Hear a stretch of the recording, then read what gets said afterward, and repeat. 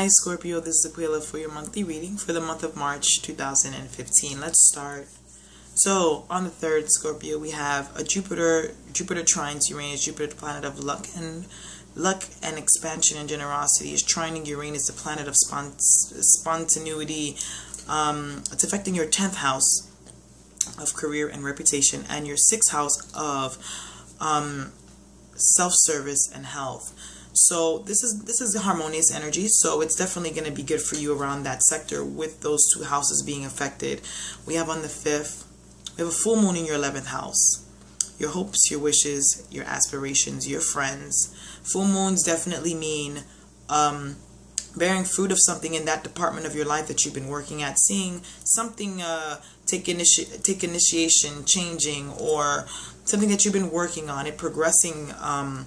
It might not always be in the way that you want, but it's definitely going to show some signs of progression, Scorpio. The first card that I got for you for the month of March is change.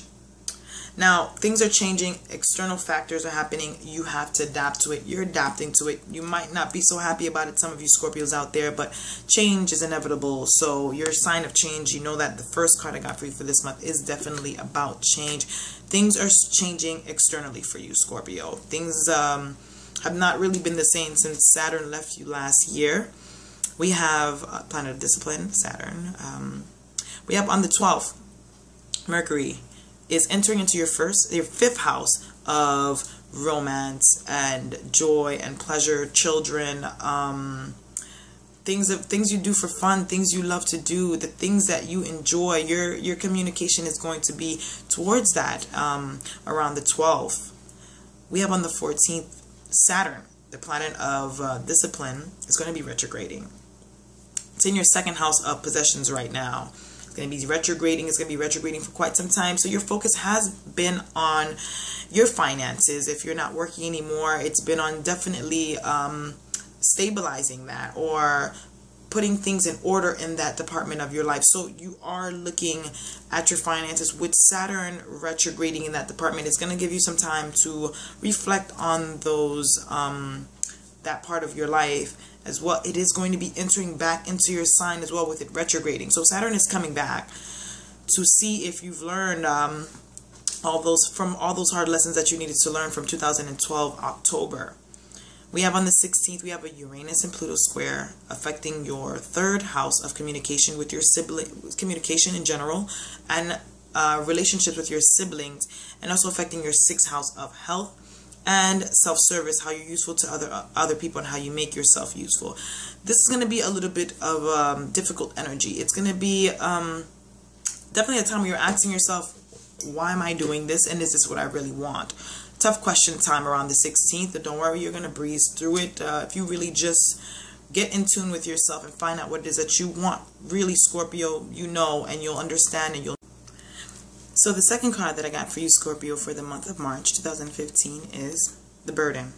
This is a mental card. So you need to move forward, but you have to leave something behind. I don't think you're really ready to do that yet, but you cannot dwell on the past. This is a mental card.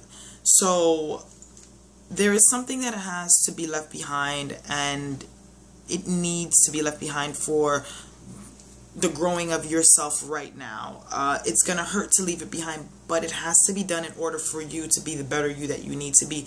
You're Scorpio, you're the sign of transformation, and you cannot transform without leaving things behind or starting something over brand new.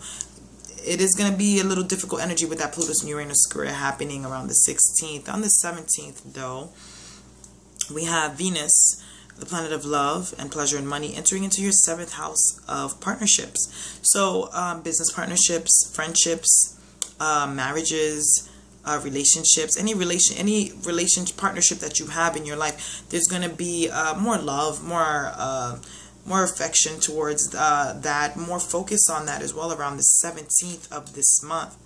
We have Scorpio on the 20th, a new moon, and a solar eclipse in your 5th house of pleasure, romance.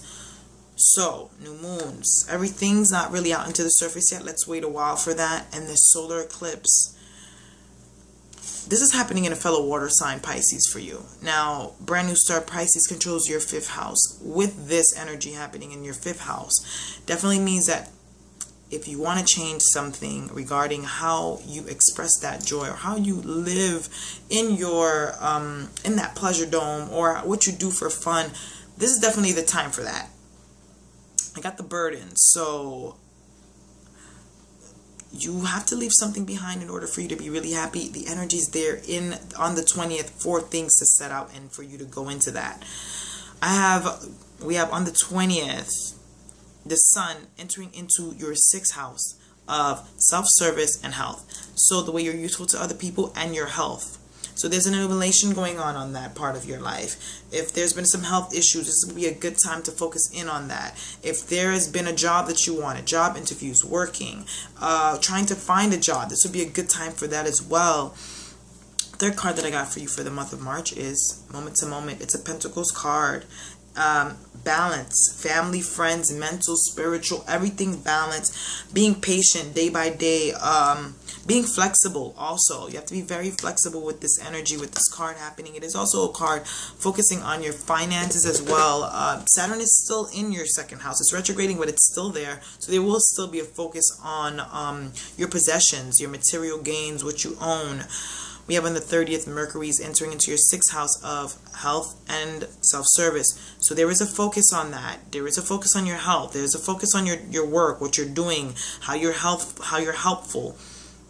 And on the 31st, we have Mars, the planet of action and aggression, is moving into your 7th house of partnership as well. Now, you already have Venus there, planet of love, pleasure, and money.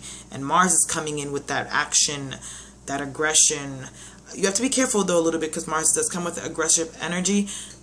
Take it easy. Don't get too crazy or overwhelmed. Venus will be there to kind of temperamental, make things a little bit more smooth and easy going with that. But there is a lot of focus on your health this month, your pleasure, what you love to enjoy, and also the way you're useful to other people, the way you go about your work. So that's really the focus for the month.